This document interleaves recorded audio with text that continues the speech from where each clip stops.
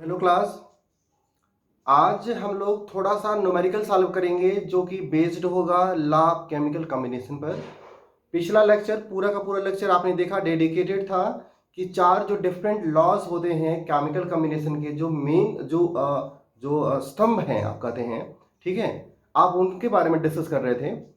आपने कोशिश किया होगा कि आप उस लेक्चर से लर्न कर पाएँ कि जो चार अलग अलग लॉज हैं उनका क्या बेसिक कॉन्सेप्ट होता है और उनको हम समझें कैसे। आज के लेक्चर में हम ट्राई करेंगे कि कुछ क्वेश्चंस अटेम्प्ट करें जो कि जो चारों लॉ हैं उनको थोड़ा सा मॉडिफाई करें, थोड़ा सा एक्सप्लेन करें और हम ये भी पता लगा पाएँ कि जो लॉ है उस पर न्यूमेरिकल कैसे आएंगे, क्वेश्चंस कैसे डिपेंड करेंगे।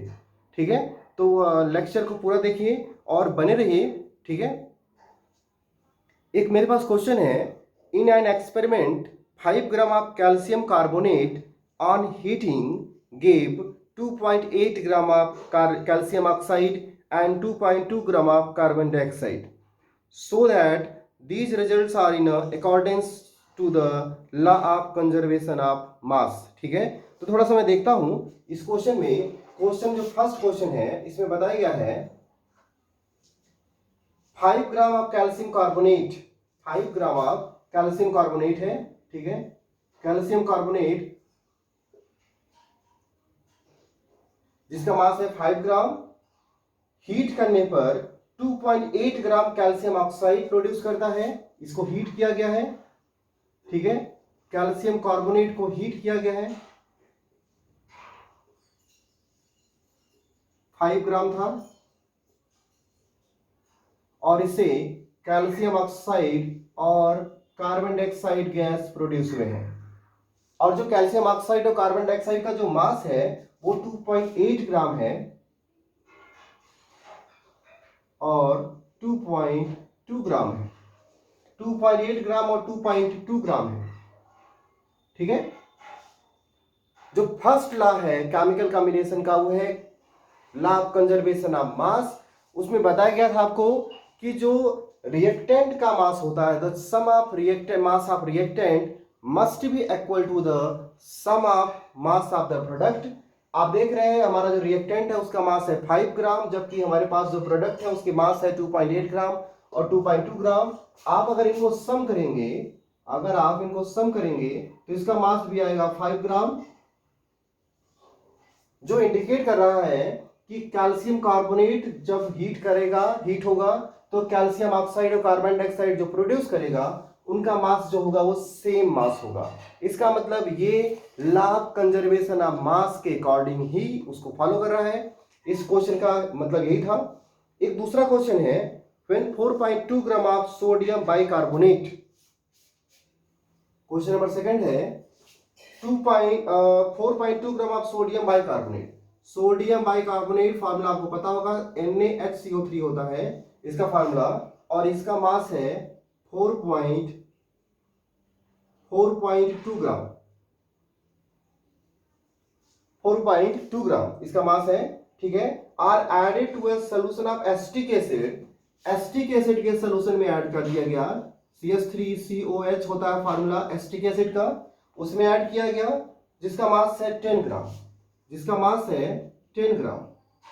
ठीक है, ऐड करने के बाद it is observe that 2.2 gram of carbon dioxide gas is released, carbon dioxide gas release हुई जिसका जो मास है वो 2.2 ग्राम है।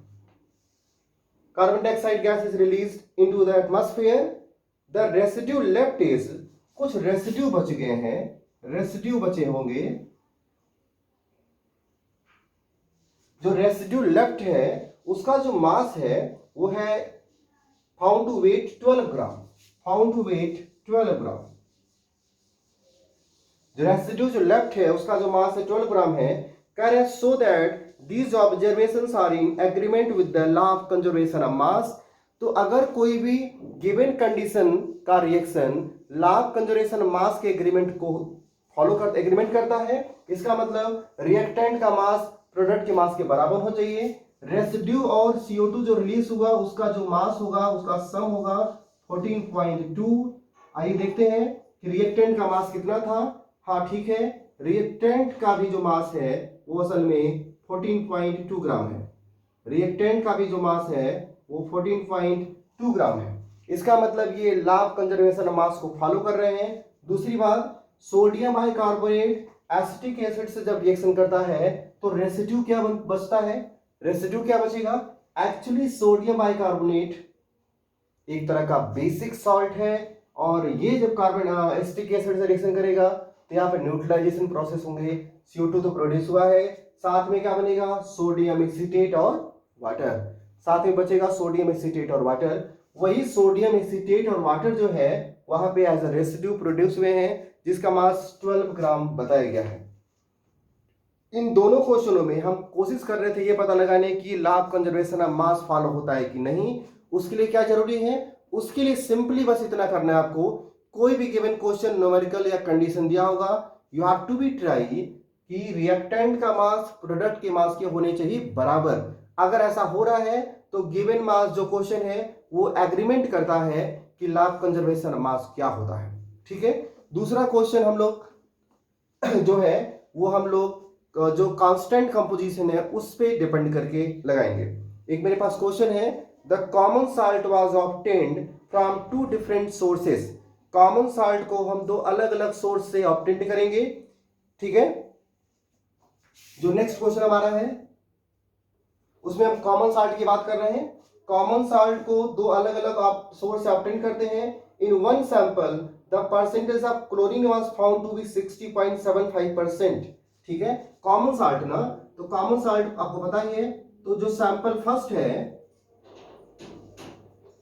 फर्स्ट है उसमें जो क्लोरीन का परसेंटेज है, कॉमन साल्ट में फार्मूला क्या होता है? NaCl और Cl में क्लोरीन का जो परसेंटेज है वो 60.75 है,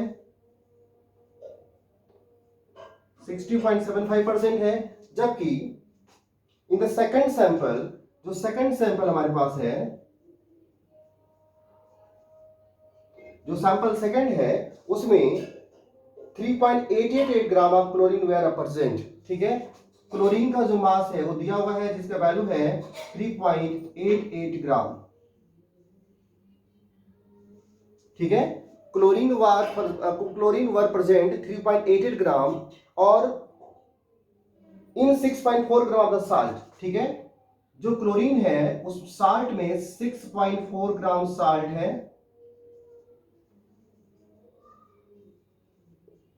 तो आप क्या देख रहे हैं कि 6.4 ग्राम साल्ट में 3.888 ग्राम जो है वो क्लोरीन है। तो पहले इस गिवन जो टर्म्स है, जो वैल्यू है, उसके हेल्प से हम क्लोरीन का परसेंटेज पता करेंगे। और अगर क्लोरीन का परसेंटेज इस सैंपल नंबर सेकंड में और सैंपल नंबर फर्स्ट में सेम होगा, इसका मतलब कांस्टेंट कंपोजिशन या कांस्टेंट प्रोपोर्शन को वो फॉलो करेगा। और उसके लिए आप सिंपल करना क्या है? क्लोरीन का निकालना है परसेंटेज। क्लोरीन का परसेंटेज जिसकी वैल्यू है 3.88 ग्राम अपॉन 6.4 ग्राम इंटू 100। आप इसको सॉल्व करेंगे तो देखेंगे जो मेरे पास कैलकुलेटेड वैल्यू है वो वैल्यू आ रही है 60.75। ठीक है। मतलब कि परसेंटेज सॉल्व करने पर 60.75% आ रहा है। ठीक। तो इसका मतलब सेकंड सैंपल में जो NaCl का सेकंड सैंपल है जिसको अलग सोर्स से ऑब्टेन किया गया होगा, उसमें भी क्लोरीन का परसेंटेज वही है जो फर्स्ट सैंपल में है, इसलिए ये कांस्टेंट कंपोजिशन को फॉलो करने वाला क्वेश्चन है। ठीक है। तो इस तरीके से बता सकते हैं कि हाँ ठीक है, दोनों सैंपल में क्लोरीन का कंपोजिशन कांस्टेंट है, तो कांस्टेंट कंपोजिशन या कांस्टेंट प्रोपोर्शन जो है वो फॉलो होता है। एक क्वेश्चन मेरे पास और भी है, उसके हेल्प से हम लोग पता करेंगे कांस्टेंट कंपोजिशन या कांस्टेंट प्रोपोर्शन का जो लॉ है। ठीक है। क्वेश्चन है,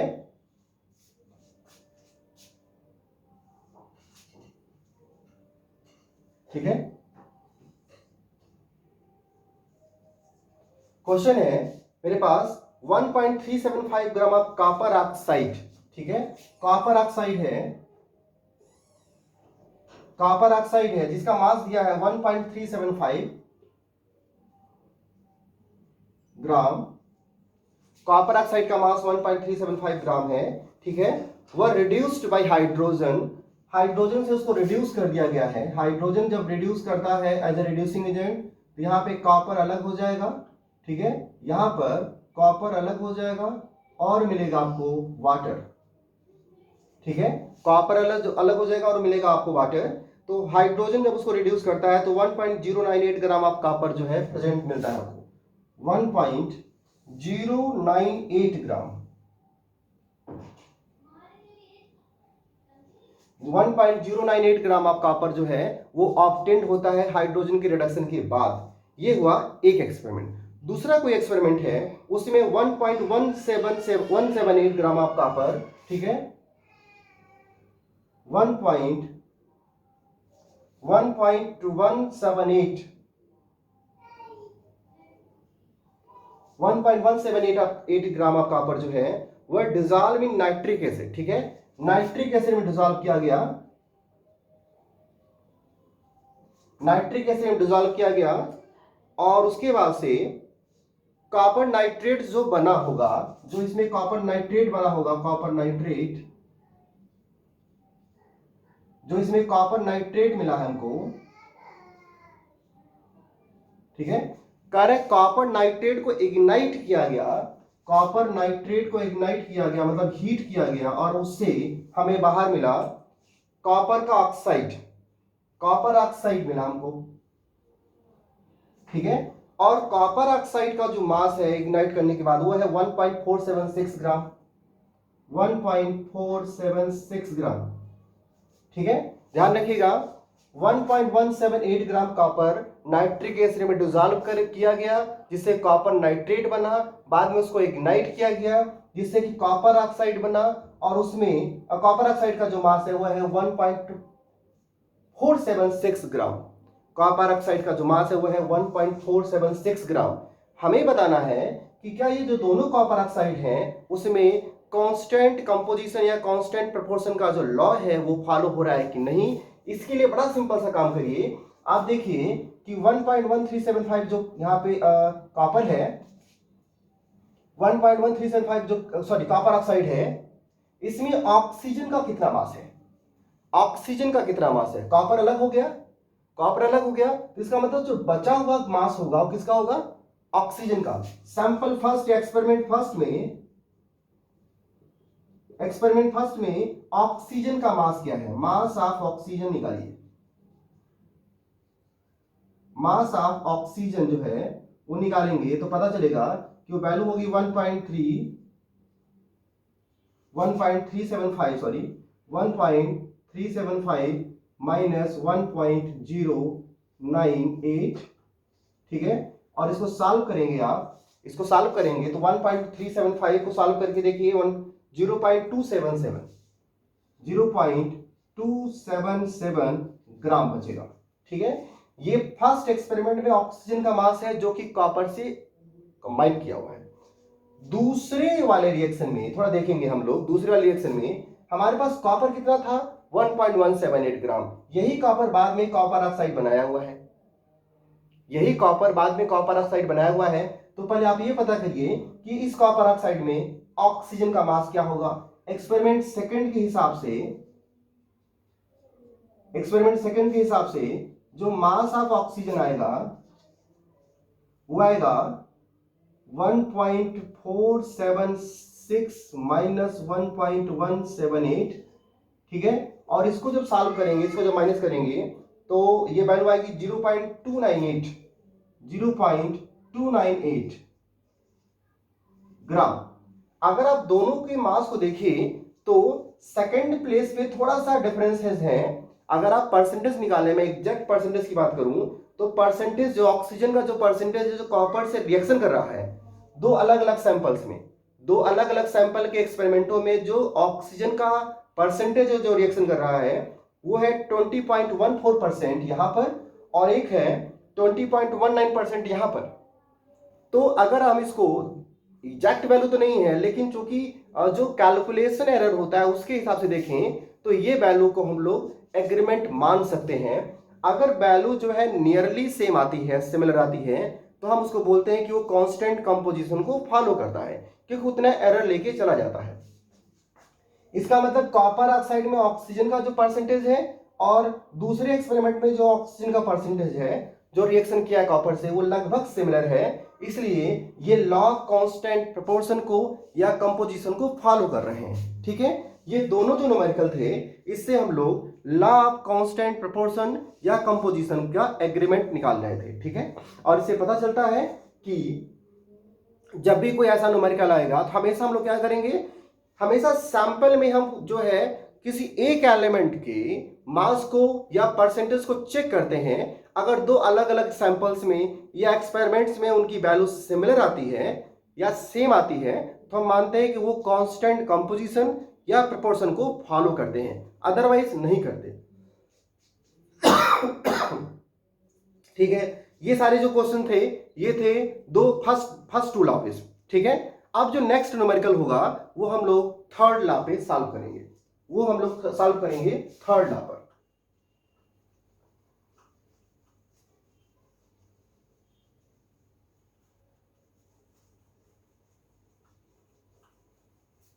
थर्ड लॉ क्या था? थर्ड लॉ था मल्टीपल प्रोपोर्शन, और उसमें बताया गया था कि हमेशा ही जब कोई एक एलिमेंट दूसरे एलिमेंट के फिक्स्ड मास से कंबाइन करता है तो फर्स्ट एलिमेंट का जो मास का रेशियो होगा वो या तो होल नंबर होगा या उसी का कोई मल्टीपल होगा। मतलब सिंपल होल नंबर या सिंपल होल नंबर के मल्टीपल में हमेशा कोई एक एलिमेंट दूसरे फिक्स्ड एलिमेंट के मास से रिएक्शन करते हैं। हम इनको बोलते हैं लॉ ऑफ मल्टीपल प्रोपोर्शन। और इसके लिए मेरे पास एक क्वेश्चन है, an element forms two oxide containing 50% and 40% of element by mass. Prove that the results are in agreement with the law of multiple proportions. ठीक है, एक कोई एलिमेंट है, क्वेश्चन हम लोग सॉल्व करते हैं। ठीक है, an element forms two oxide, मान लीजिए एलिमेंट कोई एक्स है। ठीक है, मान लीजिए एलिमेंट एक्स है, वो दो अलग अलग ऑक्साइड बनाता है। वहां पे ऑक्साइड फर्स्ट और ऑक्साइड सेकेंड बनाता है। Oxide first, an element forms two oxide containing 50% and 40% of the element by mass. ठीक है, इसमें जो एलिमेंट का मास है वो 50% है और एक में जो एलिमेंट का मास है वो 40% है। ठीक है, दो अलग अलग ऑक्साइडों में एलिमेंट का जो मास है वो मान लीजिए 50% और 40% है। ठीक है ना, 50% और 40% है बाई मास। कार्य प्रूव करिए कि यहां पर मल्टीपल प्रोपोर्शन फॉलो हो रहा होगा। ठीक है, अब थोड़ा ऐसे समझिए, मान लीजिए हमारे पास ऑक्साइड 1 है और हमारे पास ऑक्साइड 2 है। ठीक है, एलिमेंट एक्स का परसेंटेज कितना है? 50%। एलिमेंट एक्स का परसेंटेज कितना है? 50%। तो ऑक्सीजन का परसेंटेज कितना होगा? ऑक्सीजन का परसेंटेज कितना होगा? 50%। यहां पे एलिमेंट एक्स का परसेंटेज कितना है? 40%। तो ऑक्सीजन का परसेंटेज कितना होगा? 60%। ठीक है, हमेशा ही जब भी आप मल्टीपल प्रोपोर्शन के न्यूमेरिकल लगाएं तो जब आपके पास दो एलिमेंट हैं जो अलग अलग तरह के कंपाउंड्स बना रहे हैं, उसमें किसी भी एक एलिमेंट की मास को आप कर दीजिए फिक्स्ड और दूसरे एलिमेंट के मास के परसेंटेज को या मास का आप रेशियो निकालिए। जैसे इसमें 50-50% है, 40-60% है। आप या तो ऑक्सीजन के परसेंटेज या मास को कर दीजिए कांस्टेंट या तो एलिमेंट के, डिपेंड करता है, आप किसी को कर सकते हैं, उससे कोई फर्क नहीं पड़ेगा। जैसे मान लीजिए मैंने किया ऑक्सीजन के लिए परसेंटेज फिक्स कर दिया। अगर ये 50 से 50% रिएक्शन करेगा तो अगर 100% होता तो 100% मान लीजिए 100 ग्राम, मान लीजिए ऑक्सीजन कितना है? 100 ग्राम। तो 50% का मतलब कि 100 ग्राम में 50 ग्राम एलिमेंट है, 50 ग्राम ऑक्सीजन है। सही बोल रहा हूं? और अगर इसको 100 ग्राम बोल दिया जाए कि अगर ये 100 ग्राम रखा जाए तो 100 ग्राम होगा तो फॉर 100 ग्राम, तो यहां पे क्या होगा? एक्स की वैल्यू भी क्या होगी? 100 होगी।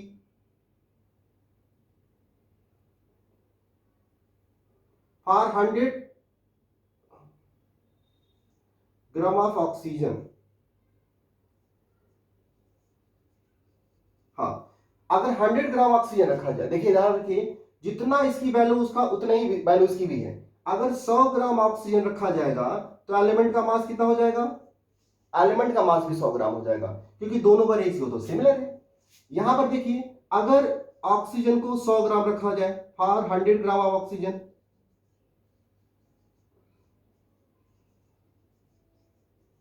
ध्यान रखिए 60 के साथ 40 का परसेंट है, 60 के साथ 40 का परसेंट है, तो एक परसेंटेज के लिए मान लीजिए 60-40 का मतलब क्या, 40 ग्राम 100 ग्राम है, ऐसे समझिए 100 ग्राम अगर है तो ये हो जाएगा 40 ग्राम, ये हो जाएगा 60 ग्राम।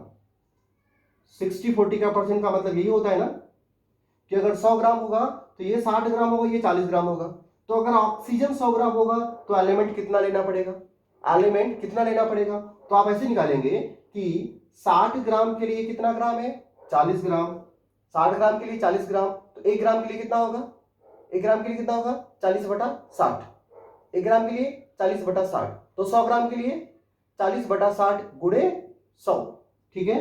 तो x की जो वैल्यू हो जाएगी वो हो जाएगी असल में 40/60 इंटू 100, 40/60 इंटू 100, और उसकी वैल्यू आएगी, आप अगर सॉल्व करेंगे तो वैल्यू आएगी, सॉल्व करिए, सॉल्व करिए, ये वैल्यू हो जाएगी, एग्जैक्ट वैल्यू बताइए तो इसकी एग्जैक्ट वैल्यू क्या आ रही है, एग्जैक्ट वैल्यू क्या आ रही है,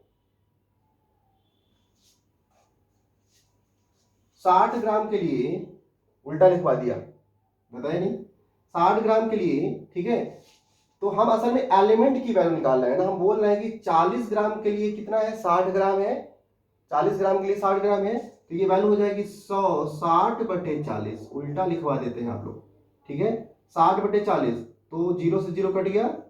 अब इसे काटिए, ठीक है, अब काटेंगे तो ये आ जाएगा 2 2 जा 4, 2 5 जा और 2 30 जा, और इसकी वैल्यू हो जाएगी 150,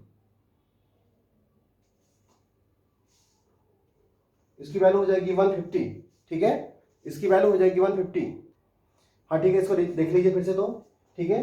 तो अगर हम फिक्स्ड मास ऑफ ऑक्सीजन के लिए निकाल रहे थे 100 ग्राम ऑक्सीजन के लिए, तो वो थोड़ा सा वहां मिस्टेक हो गया था, ठीक है, मैंने लिखा था सही, मैंने लिखा था सही, लेकिन बुक के सोल्यूशन के हिसाब से मैंने उसको पलट दिया था, बट एक्चुअली जो मैं लिख रहा था, जो मैं जैसे सॉल्व कर रहा था वही सही था। मैंने क्या बोला था, आप किसी भी एक एलिमेंट के मास को फिक्स्ड कर सकते हैं, बुक में जो सोल्यूशन दिया है असल में उसमें एलिमेंट के मास को फिक्स्ड किया है, ऑक्सीजन का रेशियो निकालना है, बट उससे कोई फर्क नहीं पड़ता, ऑक्सीजन के मास, इसलिए थोड़ा सा कंफ्यूजन हो गया था, इसलिए थोड़ा सा कंफ्यूजन हो गया था, इसलिए मैं क्या निकाल रहा हूं, 100 ग्राम ऑफ ऑक्सीजन के लिए तो मैं सही निकाल रहा हूं, ऑक्सीजन के लिए निकालेंगे तो 60 ग्राम के लिए कितना ग्राम है, 40 ग्राम, तो 1 ग्राम के लिए कितना होगा, 40/60, और 100 ग्राम के लिए क्या होगा, 40/60 गुणे 100, सॉल्व करेंगे तो 200/3 आएगा।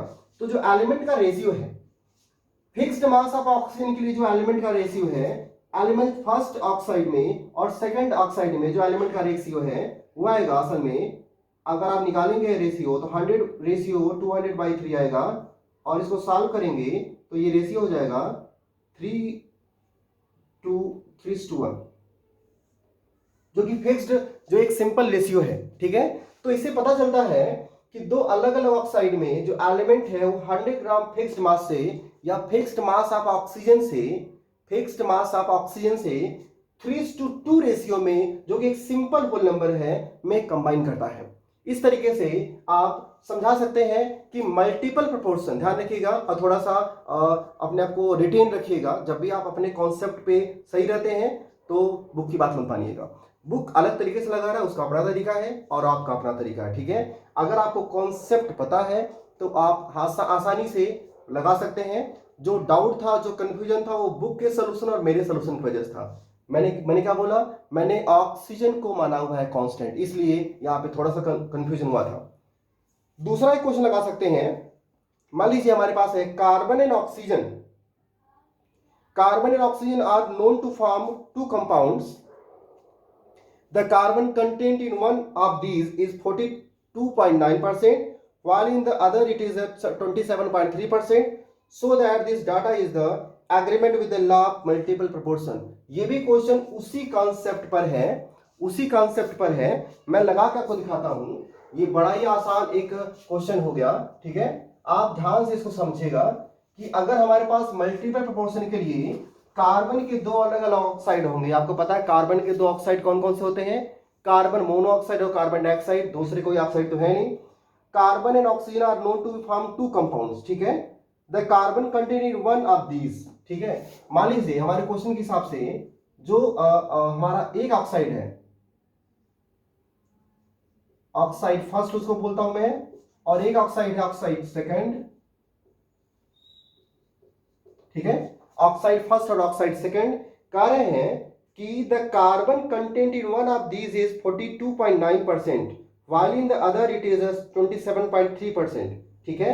कार्बन जो है, कार्बन का जो परसेंटेज है वो है 42.9%, 42.9%,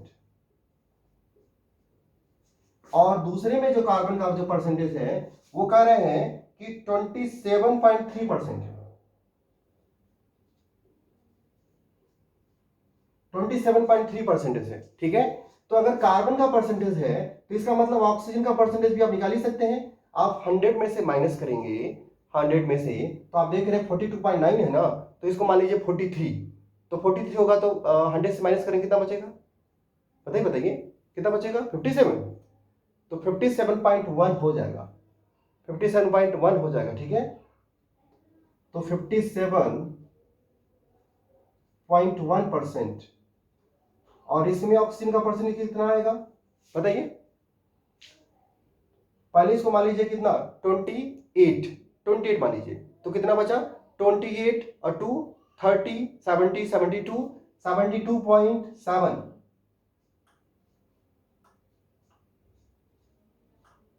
ये ऑक्सीजन का परसेंटेज है। तो इसका मतलब कि यहाँ पे कार्बन और ऑक्सीजन जो है अलग अलग परसेंटेज में दिए हैं। मैंने क्या बोला हुआ है, मैंने बोला किसी एक एलिमेंट के मास को आप रखेंगे फिक्स्ड और दूसरे के साथ आप सॉल्व करेंगे। इसका सीधा मतलब है कि अगर ये 100 ग्राम होगा तो उसमें 100 ग्राम में 42.9 ग्राम कार्बन होगा, 57.1 ग्राम ऑक्सीजन होगा। अगर ये 100 ग्राम होगा तो इसमें कार्बन की वैल्यू होगी 27.3 ग्राम और ऑक्सीजन की वैल्यू होगी 72.7 ग्राम। चलिए मान लेते हैं यहाँ पे मैंने ऑक्सीजन को फिक्स्ड किया था, यहाँ पे एलिमेंट को फिक्स कर देते हैं और ऑक्सीजन का रेशियो पता करते हैं। एलिमेंट को फिक्स करेंगे तो उसके लिए क्या करेंगे, अगर एलिमेंट के मास को फिक्स करेंगे तो आप देख रहे हैं कि 42.9 ग्राम, 100 ग्राम मान के चलिए, 100 ग्राम, ठीक है। तो आप कहेंगे 57.1 ग्राम के लिए इसकी वैल्यू कितनी है, 42.9, ठीक है, 42.9। तो अगर आप मान लीजिए कि इसके 100 ग्राम के लिए आपको निकालना है, 100 ग्राम कार्बन के लिए मैं फिक्स्ड कर रहा हूं मास 100 ग्राम कार्बन, ठीक है। तो मैं आपको हिंट कर रहा हूं, आप कार्बन के मास को करेंगे फिक्स्ड, कितना करेंगे, 100 ग्राम। आप बताएंगे कि 42.9 ग्राम के लिए के साथ कितना ऑक्सीजन है, 57.1 ग्राम। तो 1 ग्राम के साथ कितना होगा, 57.1 अपान 42.9। तो 100 ग्राम के साथ कितना होगा, 57.1 अपान 42.9 इंटू 100। ये वैल्यू आएगी, किसकी आएगी, कार्बन की वैल्यू आएगी, क्योंकि हम क्या कर रहे हैं, हाँ ठीक है, ऑक्सीजन की वैल्यू आएगी, ठीक है। और क्योंकि हम कर रहे हैं कार्बन की मास को फिक्स 100 ग्राम के लिए, ठीक है। इस तरीके से इसका भी निकालेंगे और फिर दोनों का रेशियो निकालिए, वो वैल्यू जो है पक्का फिक्स्ड क्या आएगा, सिंपल होल नंबर में आएगा, इसका क्वेश्चन आंसर सॉल्व करके मुझे कमेंट में बॉक्स में करिए कि इसका आंसर क्या होगा। हम चल रहे हैं दूसरा क्वेश्चन लगाने, ठीक है। और वो क्वेश्चन है if 6.3 gram of sodium bicarbonate are added to 15 gram of acetic acid solution, the residue is found to weight 18 gram. What is the mass of CO2 released in the reaction? What is the, तो ये अलग से आप लगा सकते हैं। आपको पता है कि पीछे जो हम लोगों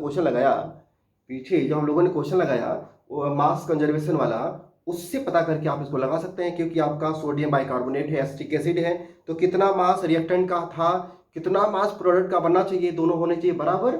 उसके हिसाब से उस फार्मूले के हिसाब से आप आसानी से पता कर सकते हैं कि यहाँ पर मास ऑफ CO2 कितना रिलीज होगा, ठीक है। एक क्वेश्चन है the three element A B and C form three compounds A B A C and B C, A B A C and B C. हाँ, A B contain 75% of A C contain 57.14% of C, while BC contain 11.11% of B. Prove that these results are in accordance to law of reciprocal proportion। ये बड़ा ही अच्छा question है, इसको लगाते हैं। ठीक है, ये जो क्वेश्चन है इसको लगाते हैं हम लोग। ठीक है, ये रेसिप्रोकल प्रोपोर्शन है और मैंने क्या बताया था कि रेसिप्रोकल प्रोपोर्शन में हमेशा ही दो अलग अलग एलिमेंट आपस में भी रिएक्शन करते हैं और तीसरे एलिमेंट से भी रिएक्शन करते हैं अलग अलग सेपरेटली, और उनका जो तीसरा एलिमेंट का मास होता है उसको रखेंगे फिक्स्ड, और आपस में इन सब का जो रेशियो होता है वो होता है सिंपल होल नंबर या मल्टीपल उसका। ठीक है, तीन एलिमेंट है ए बी और सी, तीन एलिमेंट है ए बी और सी। तो चलिए मान लेते हैं ए है, बी है और सी है। अब यहाँ पे जो कंपाउंड बन रहा है, थ्री कंपाउंड बनते हैं, कंपाउंड्स के नाम है ए बी, ए सी है और एक कंपाउंड है A B, sorry B C. ठीक है, कह रहे A B contain 75% A, A B में ए का जो वैल्यू है वो 75% है, इसका मतलब 25% बी है। ए सी कंटेन्स 57.14% ऑफ सी, यहां पर जो सी की वैल्यू है वो 57.14% है, और बीसी में 11.11% बी है, बीसी में 11.11% जो है वो बी है। ठीक है, अब कह रहे हैं कि प्रूव करिए कि ये जो क्वेश्चन है वो रेसिप्रोकल प्रोपोर्शन को फॉलो करता है। बड़ा आसान क्वेश्चन हो गया, बड़ा ही आसान क्वेश्चन हो गया। देखिए मैं समझाता हूं, समझिए इसको ध्यान से। ए बी में 75% ए है और बी हो गया आपका 25%। बीसी में बी का परसेंटेज दिया 11.11%, और आप निकाल सकते हैं सी का परसेंट जो कि होगा कितना, 88, 88 पॉइंट समथिंग आएगा, आई थिंक 88 पॉइंट समथिंग आएगा। माइनस करके इसका निकालिए कि सी का परसेंटेज कितना होगा, माइनस करके बताइए कि सी का परसेंटेज कितना होगा। ठीक है, और यहां पर सी का परसेंटेज दिया 57.14%, तो ए का परसेंटेज आप निकाल सकते हैं। ठीक है, ध्यान रखिए जब ये सारे परसेंटेज आप निकाल रहे हो आपको करना क्या है, करना ये है कि जो सी है उसका जो यहाँ परसेंटेज है, जो उसकी वैल्यू है, और यहां पर जो सी की वैल्यू है, आपको एक्चुअली करना है कांस्टेंट। आपको ये देखना है कि fixed mass of C, fixed mass of C A से कितने मास से रिएक्शन करता है, फिक्स्ड मास ऑफ सी ए के कितने मास से रिएक्शन करता है, और उतना ही मास ऑफ सी बी से कितना रिएक्शन करता है, ये पता होना चाहिए आपको। फिर आपको देखना है कि ए और बी का रेशियो कितना है। ए और बी का रेशियो तो आपको दिख ही रहा है, ए और बी का रेशियो दिख ही रहा है, 75 और 25 का रेशियो है, मतलब कि कितना आएगा, 3 और कितना आएगा 3:1, 3:1 का रेशियो आएगा। पहले बीसी निकालते हैं हम लोग, बीसी निकालते हैं तो निकालिए, मैं आपको थोड़ा समझा देता हूं। 100 माइनस 11.11 करेंगे तो यहां वैल्यू कितनी आएगी, 10,19,918। ठीक है, यहां पे आएगा 918, और यहां पे आएगा 918, 88.89% इसका आएगा। सी का ये वैल्यू है, यहां पे सी की वैल्यू 57.14% है, थोड़ा इसको निकालेंगे हम लोग। ठीक है, यहां निकालेंगे तो 100 में से माइनस करेंगे 57.14 को।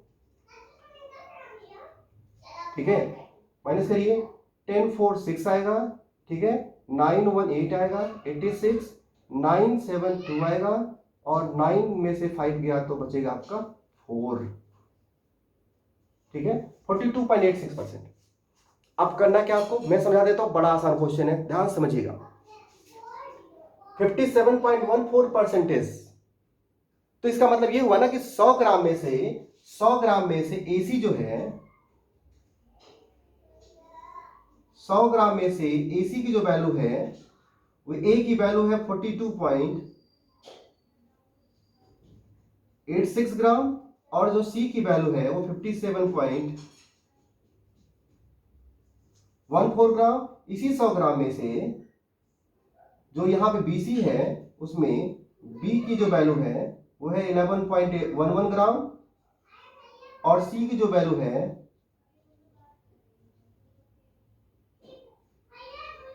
88.89 ग्राम। अब समझिए, आप सबसे पहले C को 100 ग्राम करिए, फिक्स्ड मास करना है। चलिए कैसे करते हैं, मैं बताऊं क्या बोल रहा हूं।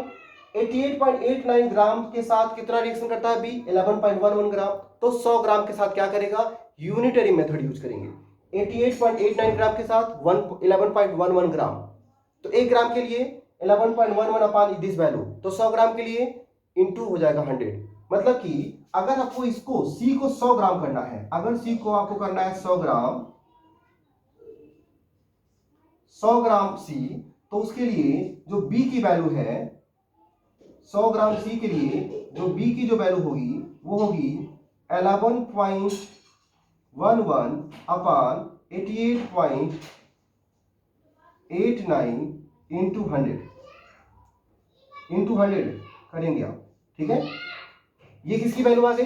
100 ग्राम C के लिए के साथ B कितना रिएक्शन करता है, B की वैल्यू आ गई। B कितना रिएक्शन करता है, सही बात कर रहा हूं मैं। फिर यहां पे करिए, अगर ये 100 ग्राम होगा, 100 ग्राम C के साथ A कितना रिएक्शन करेगा, तो आप बताएंगे 57 के साथ कितना कर रहा है, 1 ग्राम के साथ कितना करेगा, 42.8। तो A का जो वैल्यू होगा, तो A की जो वैल्यू होगी वो होगी 42.86 अपॉन 57.14 इंटू 100।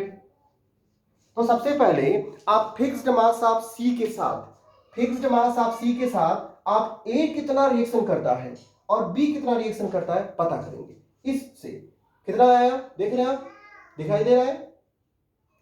A का जो मास होगा 42.86 अपॉन 57.14 इंटू 100। A का मास कितना हुआ, B का मास, तो फिक्स्ड मास ऑफ C के साथ A कितना और B कितना रिएक्शन किया पता चल जाएगा, पता चल जाएगा। फिर A और C का आपको निकालना क्या है, रेशियो, कि A और C किस रेशियो में कंबाइन करते हैं 100 ग्राम ऑफ कार्बन के साथ। यहां पे जो वैल्यू आएगी और यहां पे जो वैल्यू आएगी, ये है A और C का रेशियो आएगा। क्या आएगा? A और C का रेशियो, और यहां पर भी A और C का रेशियो है। उन दोनों का रेशियो आपस में क्या होना चाहिए, मल्टीपल, सिंपल मल्टीपल आना चाहिए, ठीक है। मैं फिर रिपीट कर रहा हूं, बड़ा नॉर्मल क्वेश्चन है। आप सबसे पहले fixed mass of carbon, that is called suppose 100 ग्राम के साथ, 100 ग्राम कार्बन के सॉरी C के साथ, कार्बन नहीं सॉरी C के साथ 100 ग्राम C के साथ A ने कितना रिएक्शन करा, A का कितना मास यहां पे निकला, B का कितना मास रिएक्शन किया यहां पे निकला। जो ये दोनों आएंगे आपस में इनका क्या रेशियो पता करेंगे, आप पता करेंगे, और उस रेशियो का ये जो 3:1 रेशियो है, आपस में इनका रेशियो निकालेंगे, वो आएगा सिंपल होल नंबर रेशियो। और इसका जो वैल्यू आएगी वो भी मुझे कमेंट बॉक्स में कमेंट करिए कि इसकी वैल्यू क्या आती है, ठीक है। ये पूरा का पूरा सारा जो क्वेश्चन है ये आप अपने घर पे ट्राई करिए, कुछ और प्रैक्टिस करिए अपने क्वेश्चनों की अपने घरों पर, ठीक है। मैं कुछ क्वेश्चंस कहिए तो दे देता हूं, आप उसको सॉल्व करिए, एक्सरसाइज पे देख जाइए। एनसीईआरटी में अगर नहीं होगा तो आप साइड बुक के एक्सरसाइज पे जाइए या आप ऑनलाइन सर्च करिए, ठीक है। और कुछ क्वेश्चन मैं आपको डीपीपी में प्रोवाइड करूंगा नेक्स्ट लेक्चर में, या उसके पहले ही दे दूंगा, अगर ठीक है उसके पहले दे दूंगा। आप सॉल्व करिए और ट्राई करिए कि इस चारों जो लॉ हैं उस पे बेस्ड क्वेश्चन आप लगा लेते हैं। अगले लेक्चर से हम लोग शुरू करेंगे important concept of this chapter, जिसमें गेर्लुसाक्स लॉ है, एवोगैड्रोस लॉ है, और उसके बाद शुरू होगा mole concept, limiting molar reagent, equivalency जो है, और जो इंपीरिकल फार्मूला वगैरह है। काफी ज्यादा बड़ा जो कॉन्सेप्ट है इस चैप्टर का वो शुरू होने वाला है, जो मेजर पोर्शन ऑक्यूपाई करता है इस चैप्टर में। अभी मैं न्यूमेरिकल कॉन्सेप्ट एक्सप्लेन कर रहा था, इसको समझिए और घर पे प्रैक्टिस करिए, देख लीजिए स्क्रीन, ठीक है। Thank you.